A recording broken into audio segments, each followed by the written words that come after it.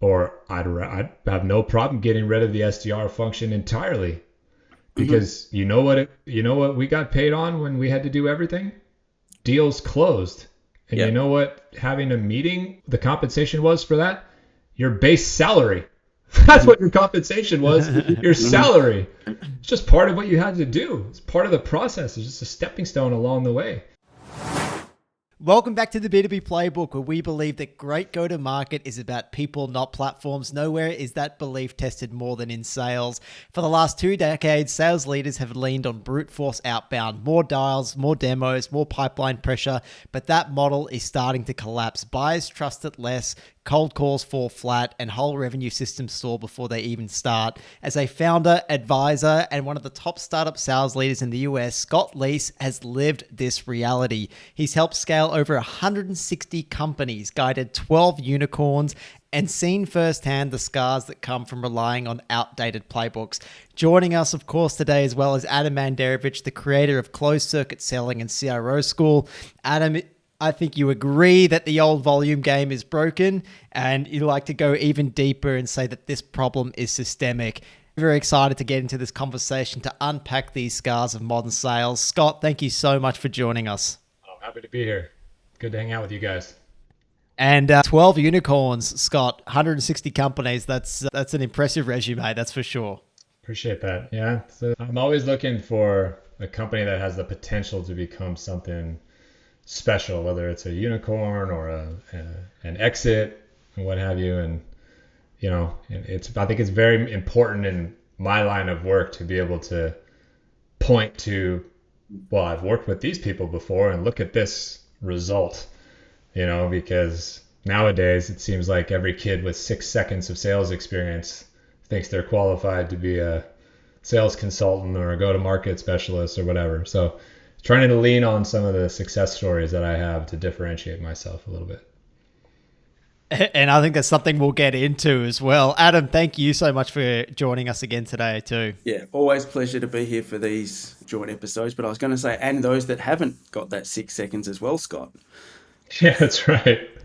They can't get hired anywhere else, so they're just like, oh, I'll just start this business, Yeah, see what I this can do. sounds good. Let's just talk about this. Yeah.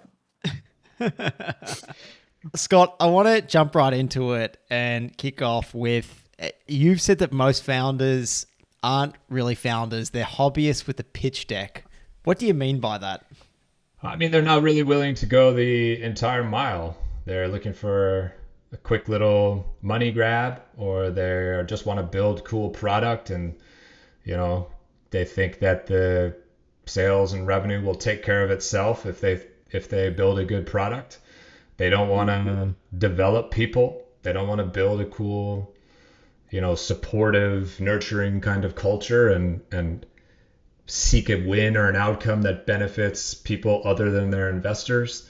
I could go on and on and on, but these are some of the things that I'm talking about. There's an unwillingness to get their hands dirty sometimes and do some of the dirty work that is required, especially in the beginning. And because of that, I think a lot of the workforce has become fairly jaded over the last 5 or 10 years or so. And it's part of the reason probably why you see so many people kind of starting their own businesses or becoming solopreneurs and or having second and third jobs and streams of income, like running a podcast or running a coaching business while still being employed elsewhere. And so that's kind of what I was talking about there. It's trying to get some founders to kind of wise up a little bit and recognize how they're being viewed and how they might want to behave differently. Do you think, Scott, that from the founder lens of that, the first part of what you said there, the main part of why that is also the how that sits within the VC space? Like, for example, George and I know a few people that have had some massive successes, but success measured in terms of the raise only, right? And then that is raved about in our echo chambers. And then they look successful, but they've never actually done business development or marketing or customer success. They don't even know how to get to the customers. They've Yeah. just on paper look successful, and they might just burn through that ramp and then look around people like us and go, what do we do now? I think that has a lot to maybe answer for it, but what do you think? Yeah, I think that's part of what I'd label as a hobbyist. You know, their kind of hobby is to have they've got cool idea, right? They Yeah. can build maybe a pretty decent product and they know the right people so they can raise money, but they've never done the dirty work to actually figure out how to run and build a profitable business. You know, we still have most startups that are not profitable for years and years and years and years. You know, and this is the dirty work that I'm talking about. So you want to be a real founder. Well, a real founder understands the product, yes. They understand fundraising, sure. They understand how to build a winning culture and develop teams and develop people and help them grow in their career. They understand how to run customer success orgs and sales orgs and marketing orgs and operations. They're involved in everything, not in a micromanaging sense, but they've done some of the work and they've partnered with leaders in different departments and whatnot, and they've seen these things through from 0 to 1, from 1 to 5, from 5 to 10, 10 to 25 and beyond. That's what I'm talking about. And it increasingly feels like people who are founders and starting some of these businesses, particularly this AI rush, some of these founders have no idea how to build a proper business. They just know, wow, AI is kind of hot right now. I build this thing, I slap an AI sticker on it. Maybe I can raise some money and maybe I can sell this thing. The product should sell itself because I think it's such a cool idea. That's just not how it works. Not to be a proper founder. So yeah, it's wrong in my mind to kind of canonize some of those people as great successes just because they raised X amount of money. That's not a success to me. A success to me would be a proper outcome. It would also be an outcome that benefits not just VCs and not just founders, but also executives and other employees, right? And a positive impact on their customer base. That should be considered a massive success. And so, you know, we just got the plot twisted a little bit sometimes, I think. And it's good to remind people of the alternative. Benefits more people, right? Yeah, love it. Scott, why is it so important for founders or people working in an earlier stage company to do that dirty work in the frame of sales and being on the front line? Why isn't that something they could just give to someone else? I think they eventually can give it to somebody else.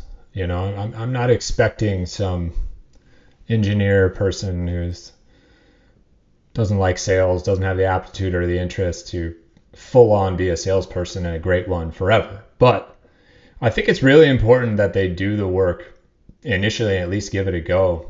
You know, if for no other reason to understand how fucking hard it is.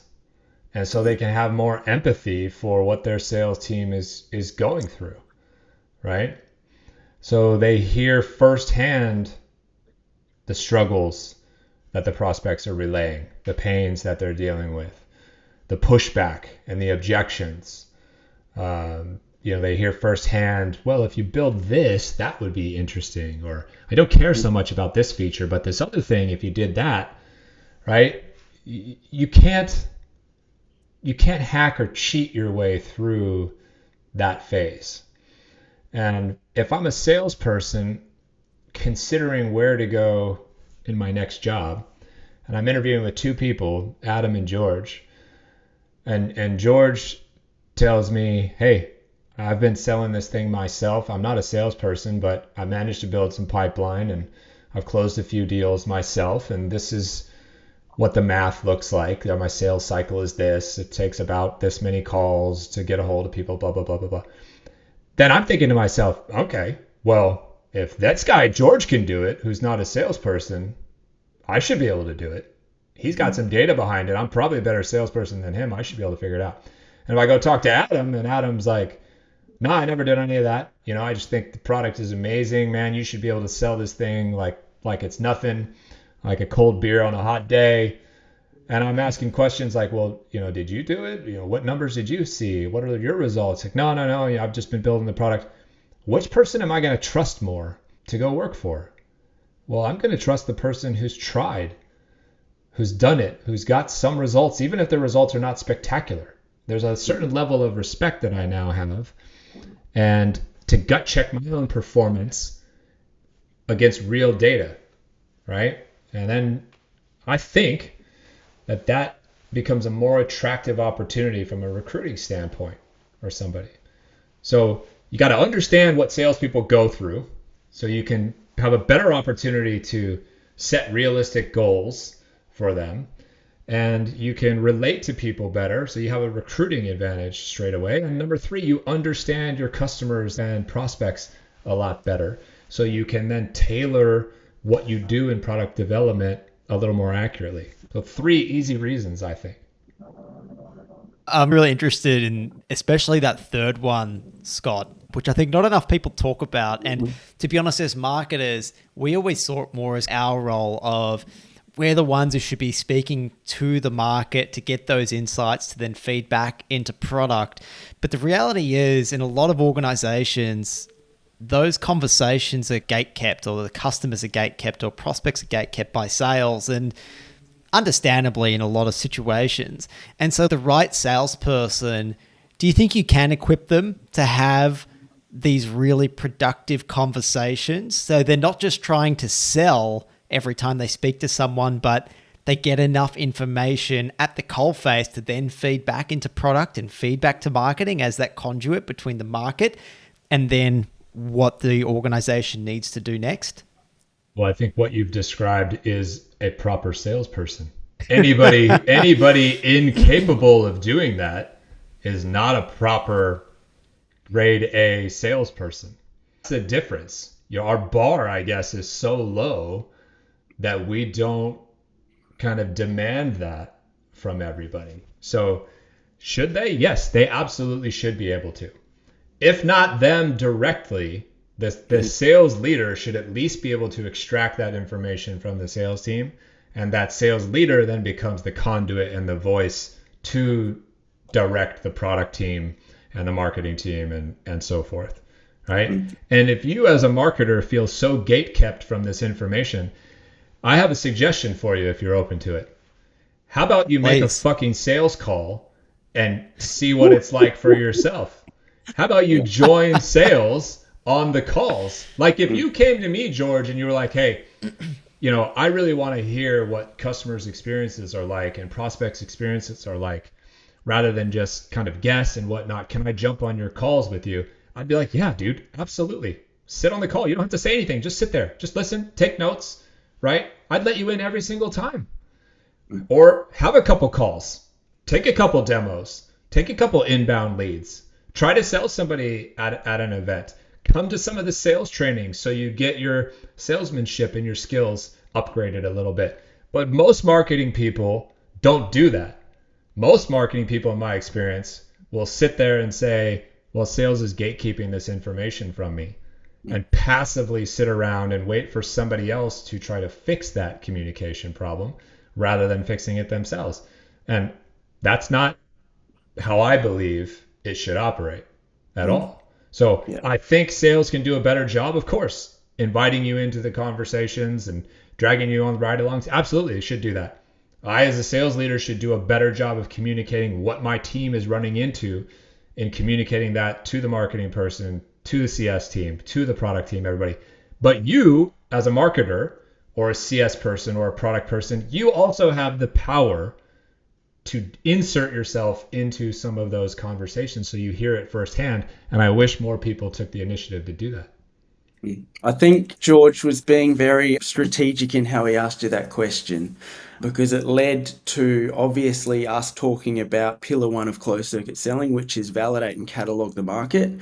And from that, you'll get like a certain amount of market validation in terms of who they're with, what they like, what they don't, if you've got permission to circle back, if they're in a fixed term contract, when they might be looking to change.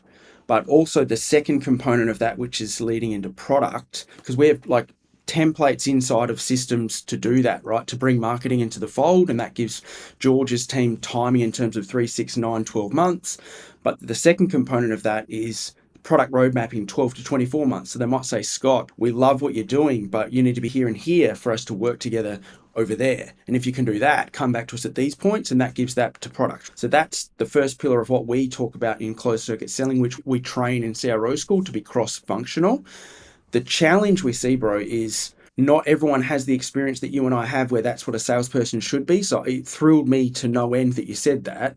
But do you think that ties to previous sales methodologies never taught this? So it's because you and I are mid-40s. We knew what this was like 2008 and before, but not everyone has our lens. So if you look at the C-suite and even the leaders across marketing, sales, and customer success now, or even some of the C-leaders in commercial, they've never seen what you and I are talking about in terms of those validation pieces and bringing marketing or customer or product into the fold.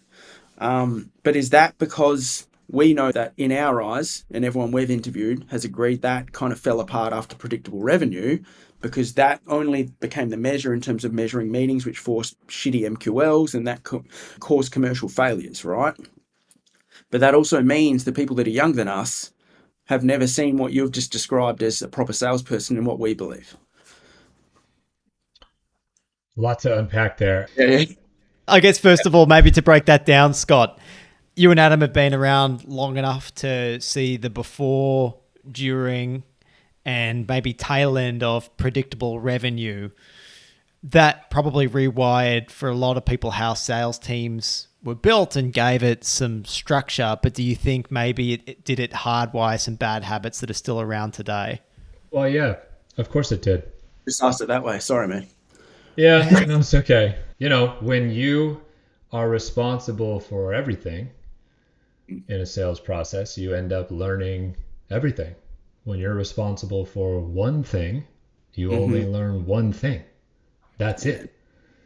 So I come from a world where there was no such thing as an SDR. I was a salesperson. I found leads. I prospected leads. I demoed and followed up with leads. I closed leads.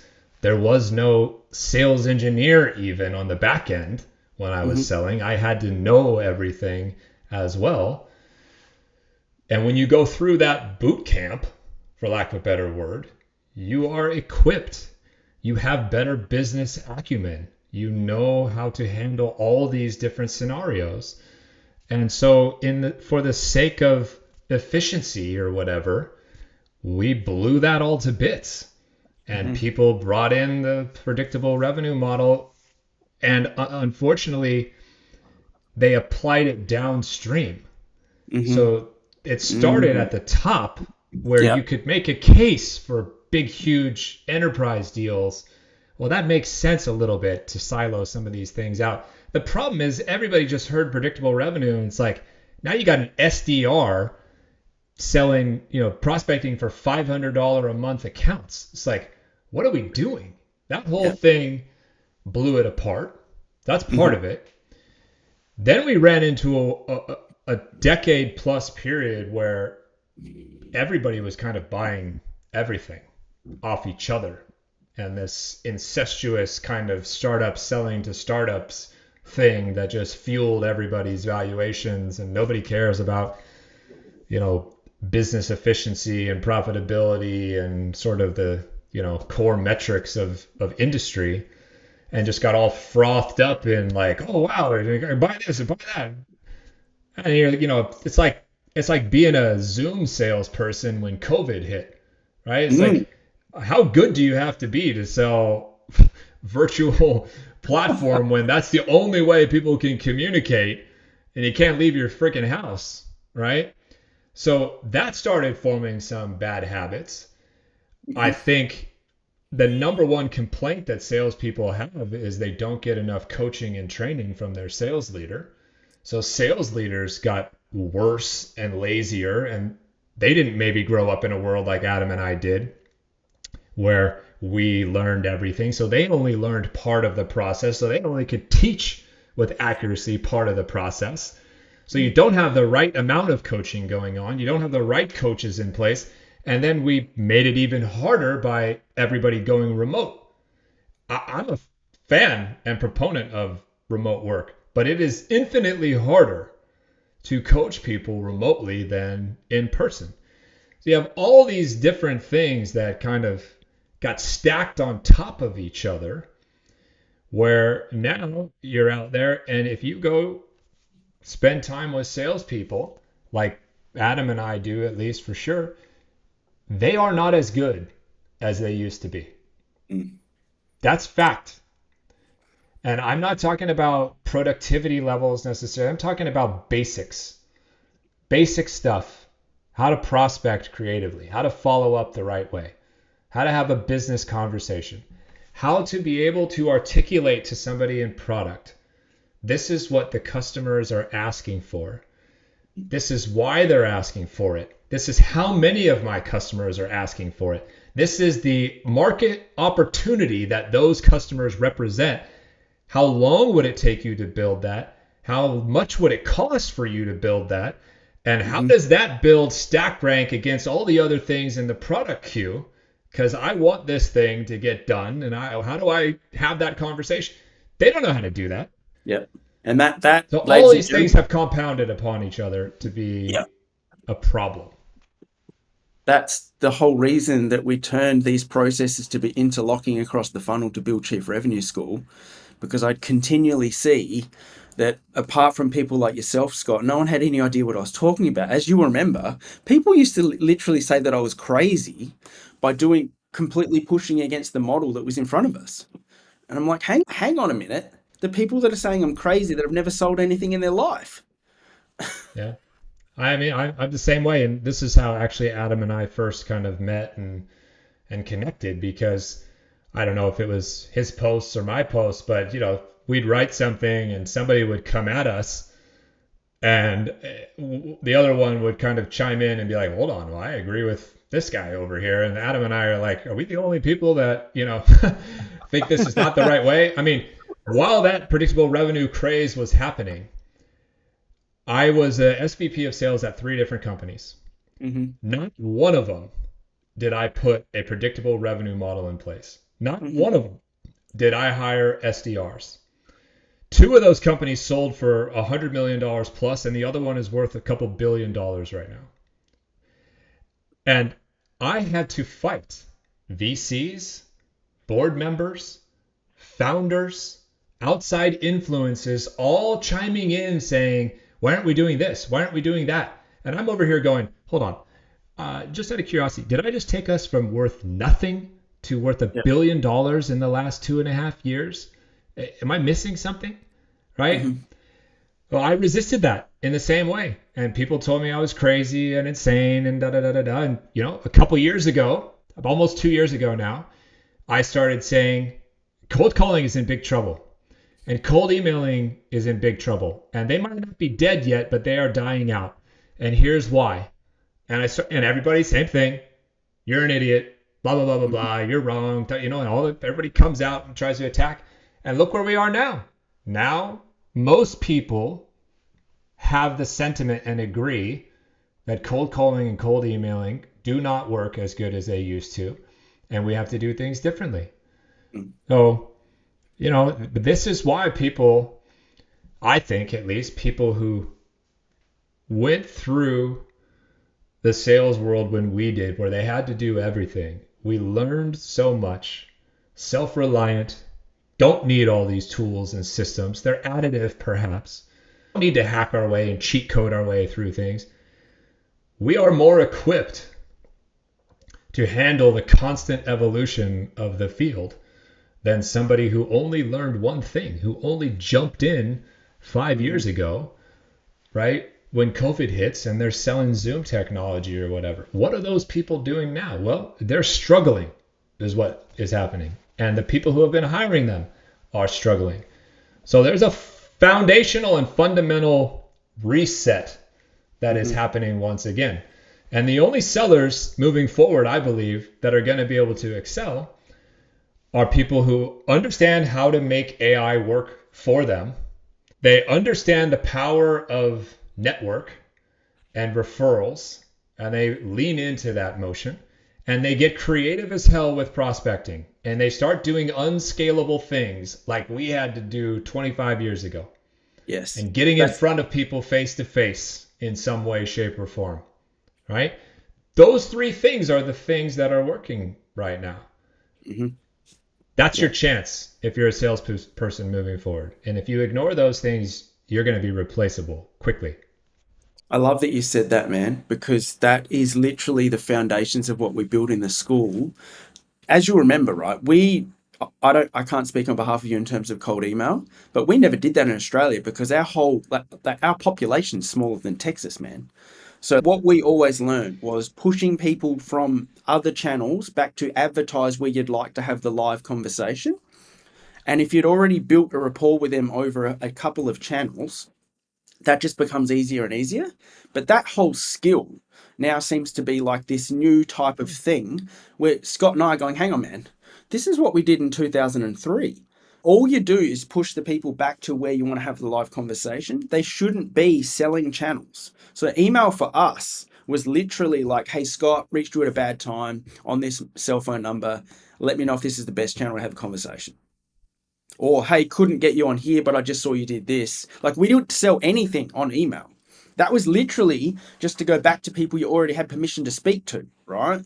Now, if you force multiply that across multiple channels, so you might also do that on WhatsApp, you might send a LinkedIn video DM or wherever that is, just asking them where to have the best conversation, you're going to have a better result. But as you said, these are the non-scalable fundamentals that have been washed out of the commercial acumen of those people because we have entry-level people trying to speak to C-suite leaders. So yeah, I'm with you. Love it. Yeah, look, Adam is always trying to get me as the marketer to slow down because I think we have a tendency to always communicate one to few, one to many and think like, how can we scale this process? How can we do it faster? And now I've been working closely with Adam and doing like more of the sales actions. I realize that there's so much value in just slowing down, focusing like very carefully on who it is that you're speaking to, doing the manual action to make sure that that message turns into a two-way conversation as much as possible. Like the goal is to have that two-way conversation, not to send something into the ether and hope that something comes back. Yeah. Well, it's counterintuitive because what I would actually argue is Adam's saying slow down because that's actually what will help us speed up. Mm-hmm. Yeah. Right. Yeah, Whereas if you just run around like a madman all the time, go, it actually slows your growth down quite a bit. This is something that I deal with all the time in my consulting work. You know, is I get into an organization and the first thing I do is try to pause them and basically reset all the basic stuff. Like, walk me through who our ideal customer profile is again. And I challenge them on it and I try to make it more specific and smaller and smaller and smaller. And a lot of founders that I talk to, they don't want to do all that. You know, they're like, we got to close deals and we're racing towards the next fundraising event and blah, blah, blah, blah, blah. And it's like, listen, if you don't do this now, you're going to have to do it down the road and it's going to be even harder and it's going to be longer and it's going to be more painful down the road. You're accruing a sales version of technical debt, if you will. Oh, same principle. Like I'm trying to get them to slow down and build this shit the right way so we don't ever have to do it again. And off we go. And we're running 1,000,000 miles an hour. Rather than let's just go. And nobody's pitching the same way and nobody's following the same process. It's just chaos. The way to scale fast and win the race.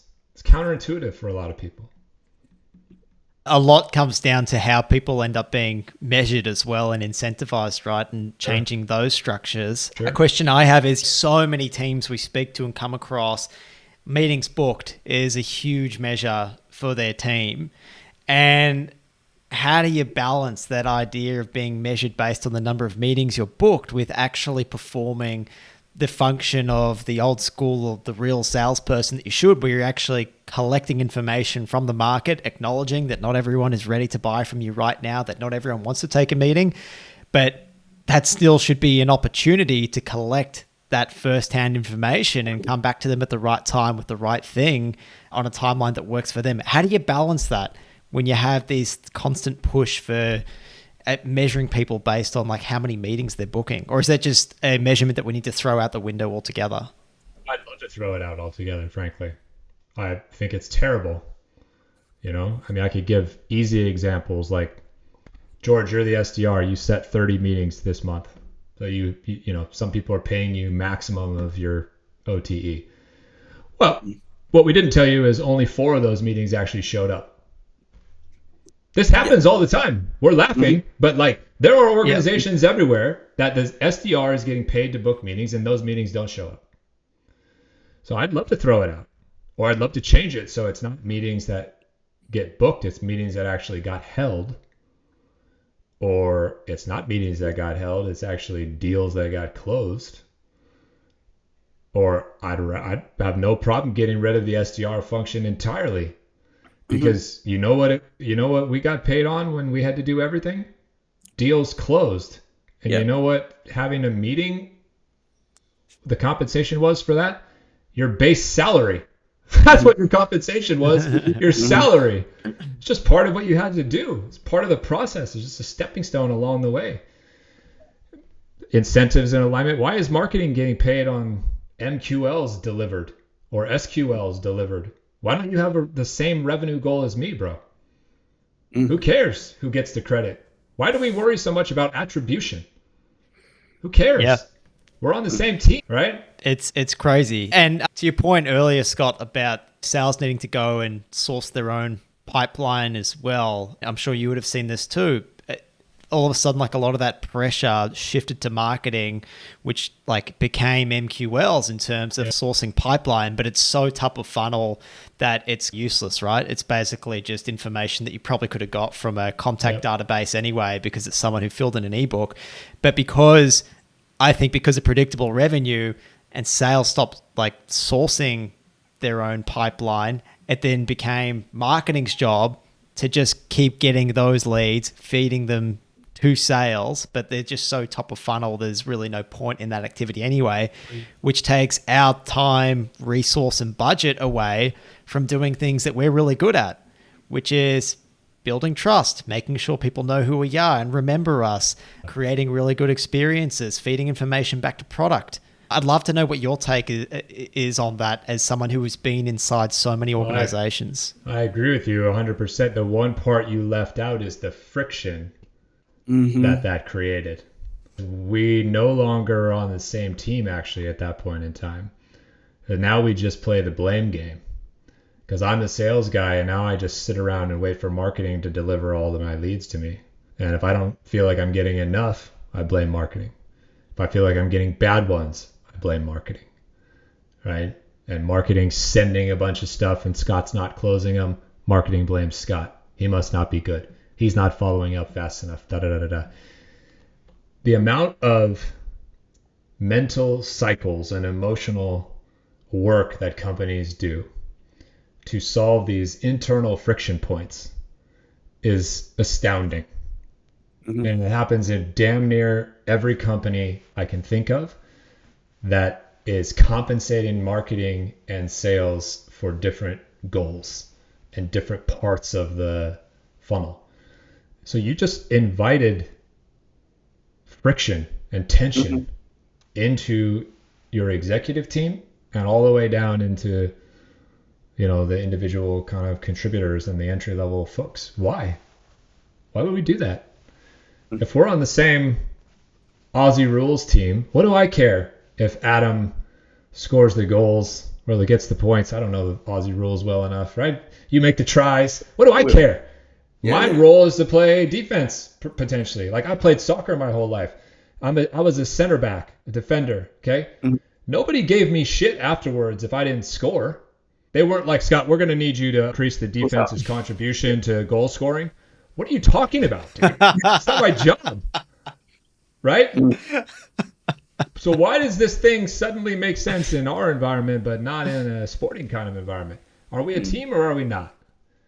Because I promise you, if we had the same $1 million goal this month, George, we're not arguing about MQLs and SQLs. We don't care about attribution. I don't care about how much of that 1 million was sort of sourced by sales versus marketing. I just care that we hit the number. That's it. We're on the same team. Yeah. Well, that ties directly to what we teach in the school, Scott, because we say that should be the pillars of market validation. So how many of business development going and getting this information on timing from the market or timing for later for product? How many of those templates are physically given to marketing, and how many of those go to open opportunity? And how many of those go to build and bank revenue? Simple as that. So like old school, this is what we do. So in my day, probably yours too, that used to come in a manila folder, man. We'd fill out like information with a big texter, like a big Sharpie, and I'd just walk it over to that team and say, when can you build me this? I'd put the timing on the inseam of the folder so they could see the product name, like the company name plus time. And that's how we did it. And we had these racks, right? And they were called deal racks. And then they knew. I didn't obviously since then, probably 2020, 2011, 12, 13, that become like a ticketing system in bigger organizations I was in. But if you look at what we did prior, business development's only job was to validate the market, gather the information of when we could win, ask for permission to circle back, and if we couldn't win this, when could we, or what would we need to be at a certain point in time? Then we'd go give that to marketing. Marketing would say, hey, I've got some information. We've got 3 more companies just like this in mind. How about we build out these personas at these timing points? You go back to the 3 of them. It was easy, right? And that's what the measure was. How many of those market validations or first-party intent signal went to open opportunity, and how many of those went to build and bank revenue? Then everyone got paid. Like how is it like we're talking crazy talk that it should be that simple, because that's where the money comes from. If there's no hidden money ramp coming from the VCs, are all of these other actions actually commercially viable? And I used to beat the drum on this since 2020, and people were like, this guy's crazy. I'm like, what do you fucking mean, man? There's no money. It's do you remember between 2010 and 2015, where if you worked in big finance, you got paid on app rate? And that's even worse than meetings booked, because then that just became like a ghosty information of like people that work. Yeah, you do an employer contract, you go and sell inside of the contract, you do a quoting day, you get 12 contracts, you send it back, you get paid for the 12 contract. Didn't even matter if they got approved. So then, how is no one else flawed seeing system? This? Yeah, man. I don't know how all that stuff flew. I don't know. I wish I did. But where does the money come from? And then also, Scott, what I've realized is it's going to be very hard for marketing to ever get off the MQL hamster wheel until sales fixes this, or at least that's why we're trying to attack it with the CRO. Yeah, they're allowed to start sourcing their own pipeline and fix how their teams are structured and comped and incentivized. Because otherwise, I don't see how else marketing can get off that MQL hamster wheel and be a true partner to sales. I'm not sure either, other than my hope would be that there are marketers and salespeople out there who will become the next generation of founders who just change the game. Like this generation of founders who's done it this particular way, they're going to roll off and fade into the, abyss or whatever. But the next gen, hopefully the next generation comes to the senses a little bit, and it can be spearheaded by sales leaders and marketing leaders who become founders and who recognize the challenges of the last decade or so and say, I'm not going to do it that way. And I believe there's a better way, a different way. And we lead from the front rather than just chirping in the background of this is how things should be done. Well, nothing ever got done just because we were chirping about it. Somebody actually has to get out there and do it, right? So you and me and Adam and everybody else who believes in this, we have the ability to change the game by starting businesses and founding companies and building this model and operating this particular way. And Scott, you mentioned it earlier, you're really leaning into your own network, real life events, real life experiences, and people, you've been saying that for at least a couple of years. People called you crazy, just like people threw Adem and LinkedIn lunatics. First of all, why do you think people thought that was crazy? And second of all, why are you so bullish on really going to your network, why it's very important to get in front of people at events, doing some of that in-person old school stuff? Well, I think people feel threatened and they feel scared, frankly. The people who put the most anger and venom out there towards you, they're the ones, I think, who are scared the most and who are the most fearful and the most hurt. So if I'm out here talking about how cold calling is in trouble and people don't pick up the phone the way they used to, and I run a cold call coaching business, well, of course I'm going to be pissed off and not like to hear that. I have an agenda. I need the phone to maintain its position as the number one tool in sales, or I go out of business. If I go out of business, I lose the ability to earn an income, take care of my family and my kids and whatnot. So if I'm backed into a corner, I'm like a wild animal. I will do what I need to do to protect myself. And so I get real angry, right? So that's what I think.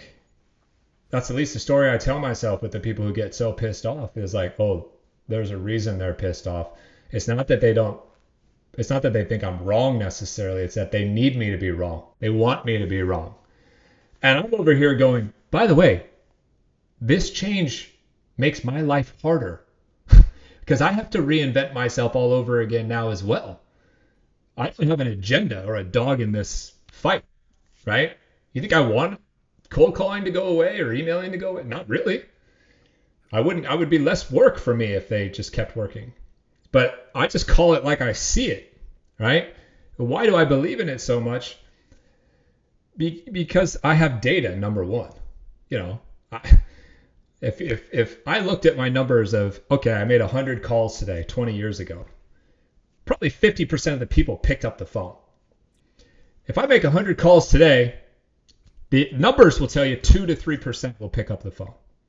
That obviously varies depending on who you're calling and all this kind of stuff. But in sort of technology, it's like a 2 to 3% pickup rate compared to 50%. That's undeniable, indisputable. Okay? Behaviorally, when I grew up, the telephone ringing in my house, everybody could hear it. It was an event. My brother and I would sprint to the phone trying to get to it because I didn't want him talking to my girlfriend and vice versa. And I sure as shit didn't want my mom answering the phone or my dad having to talk to my friends or my girlfriend. I wanted to nudge him out of the way and protect it. I can remember we couldn't leave the house because my parents were expecting a phone call. It was an event. Now it's a distraction.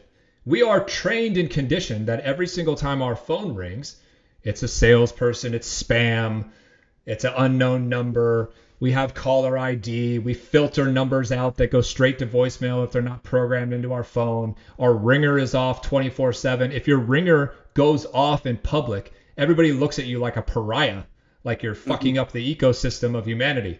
Okay? This is not the way that it used to be. So we pivoted over to email, and then we ruined email. It used to be great. Adem used to send messages to people saying, hey man, here's this, contract that we talked about. Let's get back on the phone and finalize things. It was a utility. But what happened was we found that it worked to just spam messages out. And then we built technology that would send thousands of messages out. And now I talk to people and I get on Zooms and they leave their little Gmail app up. And I see some of these people with inbox 74,142 emails. And I'm going, yeah. Everybody's inbox is destroyed, right? So you're filtering emails out now. You can't get through. Everything looks noisy. It looks the same. So we ruined email. So we find a channel in sales that works and then we exploit the shit out of it until it's dead. That's the history of humanity, by the way. That's not just like sales. So why do I believe so strongly in network? It's because I think it will be next to impossible to get somebody I don't know already to answer the phone or open and respond to an email from me very, very soon.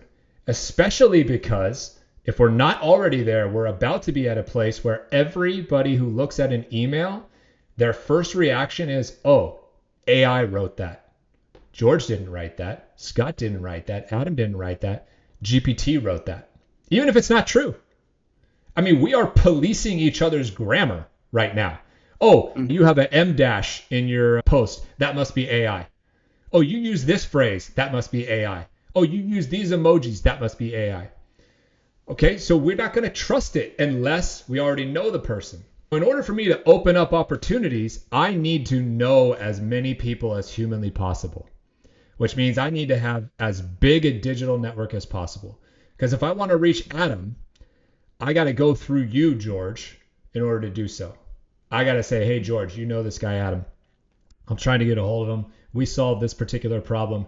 Do you think he'd take a meeting with me? By the way, if you get him to take a meeting with me and the deal closes, I'll rip you 10 to 20% of the deal and cut you in on it. So that is the only way forward, I think. You're going to have to know people or you're not going to be able to get a hold of people. That's number one as far as networking and referral kind of selling goes. Then there's the in-person stuff.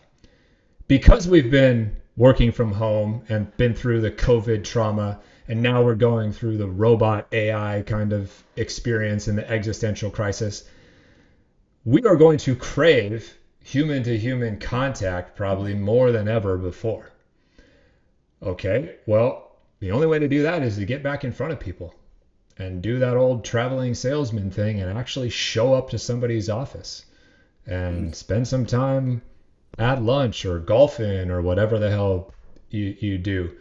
Because you're going to have to create a human experience in order to get somebody into your sales pipeline and your funnel. So you're going to have to hold events.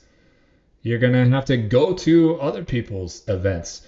You might have to mail them handwritten letters and gifts and funny little things, just to get somebody's attention. And these things are working and have been working for the last 2 years versus the traditional channels. And I just think it's getting more and more extreme.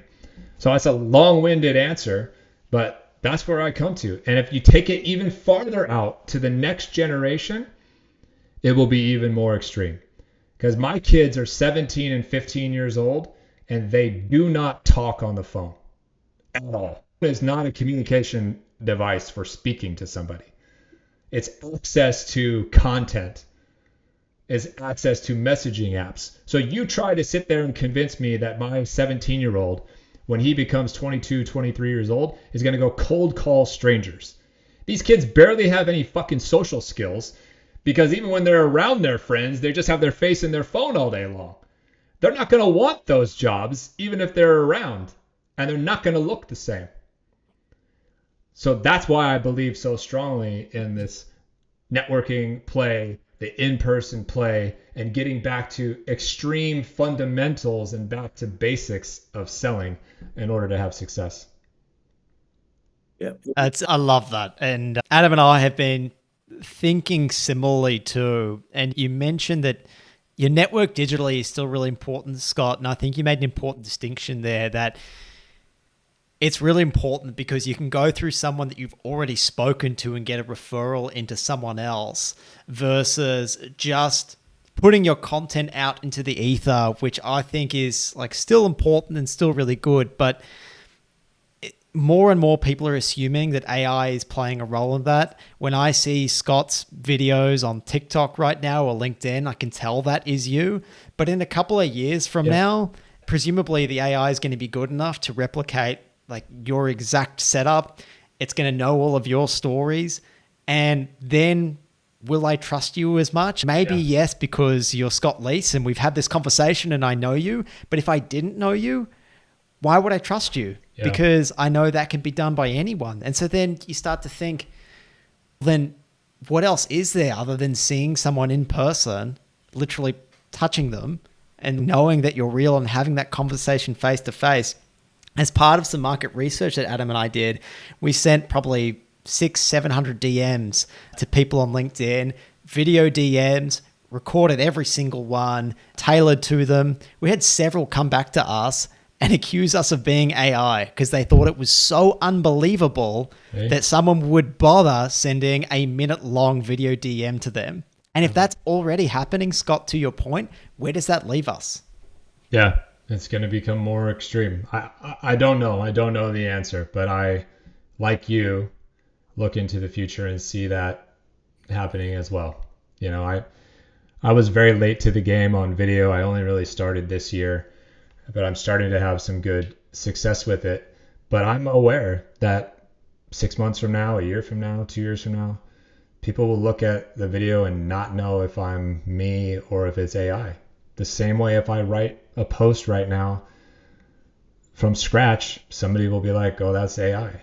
I don't know where that's going to leave us other than, again, if I have done a good job of spending time with people in person and nurturing and developing relationships and building a large network and helping people out in some way, I think that's my best competitive advantage on top of being able to utilize the AI tools that are available to us. But you zoom out far enough, and I don't know. That's the answer. I don't know where that leaves salespeople. I don't know where that leaves jobs. I don't know where that leaves the economy. And I think a lot of people feel some level of this existential dread. And it's a tricky spot. You know, when your kids come to you and say, hey, what should I study? What should I prepare for? What field should I go in? And you look them in the eye and say, fuck if I know. That's a scary thing, man. And we're all trying to navigate this, you know, together. I think it's important to talk about it rather than ignore it or stick your head in the sand like an ostrich and pretend it's not real. I'm sort of a believer in talking about the scary thing to try to make it less scary and normalize it a little bit rather than ignore it. Maybe we need to start a physical gifting company.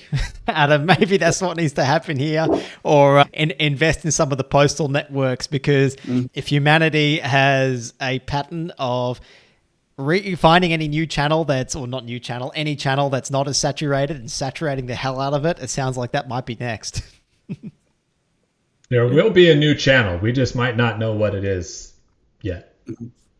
Yeah. Hopefully it's not people younger than us, Scott, just sending memes on Snapchat or something. Yeah, let's hope. Let's hope. Or let's just hope that we're retired by then and somebody else's problem, I guess. Yeah. I think, though, that everything will go back to doing things the traditional way, and the people that have the cut through might be doing, as you said earlier, with the gifting, to where you're going to do those old school visits ahead of time. You might go back to doing like a deal box, which is what I started talking about with Rob Turley in like 2021, and people thought I was nuts. I'm like, no, man, this is what's going to happen, because everything else is going to become so saturated. You'll need to know how to do that. You'll need to know how to do mass frequency visits. You'll need to know how to push people back onto channels like we discussed earlier. Everything will just go back to how it was before, to have any chance. But also leaning into that network. But that network might also mean people that you've built up multiple touch points with, and that becomes their network, then they will take the call, which is what we teach in our Chief Revenue School, which is really just the old school skills, really. It's not anything new, but it just looks new because people don't do that anymore. Yeah, that's right. It feels new. It feels new to people who never learned the right way from day one. Yeah. Like it should just be obvious. I don't know. I don't want to go too much off script, George, but I'll just tell Scott this story. My mentor, Mr. Mark Revel, used to just say to me, like, if you're not selling live, you're not really selling. So that would look like this. Scott, are you in front of your computer?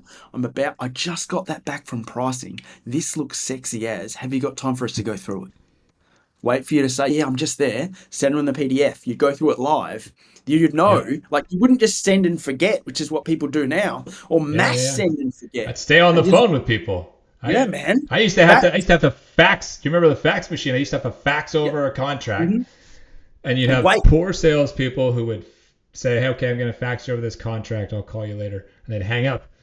And you have the good salespeople who'd be like, okay, I just faxed you that contract. Stay on the phone because I don't trust fax machines. Let's make sure it comes through. And then you shoot the shit for 2 or 3 minutes. And then you hear the fax come through, and then you walk through the thing together, and you're like, okay, sign that thing here, fax it back, and you stay on the phone the whole time. Yeah. People can't do that. People can't do that anymore. But you can take that even, take that further. If you ask people to do like a further than a demo day, like a presentation day to a whole room, you could send something from the room. Hey, just to make sure that there's nothing goes unstuck later, let's send this right now. Check in your inbox on your phone to make sure that it's there. And is there anything there or is there anything missing that you'd need it to be right there before you leave the room? Excellent. Thanks so much, Scott. And then you're not going to get, hey, we missed page 3, page 7, page 13. Nah, man. Everything happens from live, then and there. Live selling used to always be the way. And I think we'll heavily go back to that, whatever that looks like. But maybe there'll be other ways where we can get to them to get there. But hologram. What about a hologram? I have my phone right here. Adam and George's little picture, the whole likeness will show up right here. You know, maybe that's the next prospecting. We're like, these are not the droids you're looking for. That's right. Awesome. Out of respect for your time, Scott, is there anything else that's burning at your end that you wanted to cover today that we haven't quite got the chance to get into before we wrap up? About anything new or different that we haven't kind of covered? I just would encourage people to really start thinking about what's working and the direction of things where we're headed. And, the 3 things I would say to lean into is sort of the back to basics selling skills and mentality and stuff like that. Leaning into AI and the tools that are around you so you're not sort of caught off guard or just steamrolled and unprepared. And then figuring out new and creative channels, whether it's in person or referral-based selling and things like that. Those are the 3 things I would encourage people to really spend time with and lean into. Awesome. Amazing.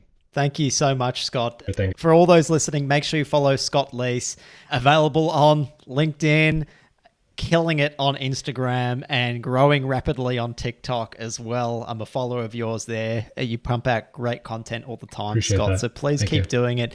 Please keep beating the drum like you have been for so long, for calling things as they are. Scott, you've got a great newsletter. You've got books. You've got your podcast as well. You've got the Lease 100. Where's the best place for people to access all of that, Scott?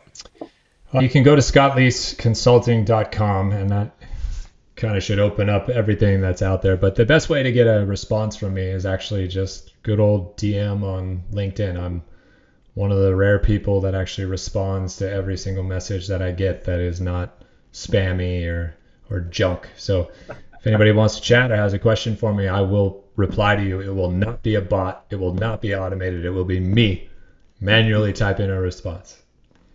Awesome. Absolutely love it. Thank you so much, Adam, for your time too. Always really appreciate it. Thanks, guys. Thanks, guys.